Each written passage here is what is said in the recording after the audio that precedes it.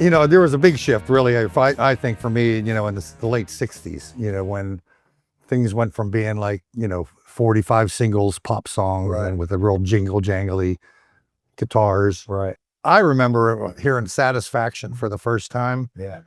Yeah, that was like the first fuzz tone I ever heard. Right. I was like, what's that? You know, that was like revolutionary at the time.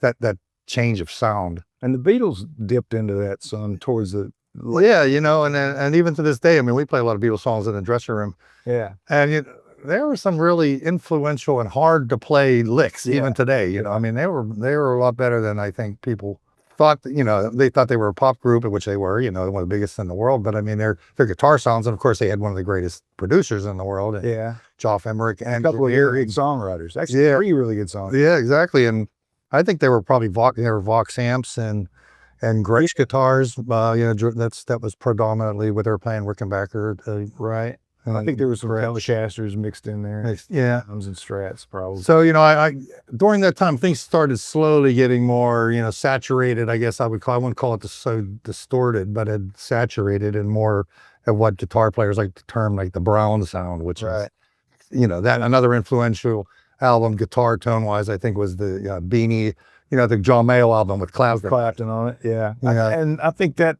era of music, the 68, 69, 70, you know, when you had Hendrix and Cream and all those bands, Led Zeppelin coming in, and then as it progressed and they went to albums instead of 45s, and you had more time, so the songs were longer and they could kind of develop their ideas out more, and then, you know, I think that changed everything for music for rock music, certainly at that point. Yeah, and I mean, Hendrix.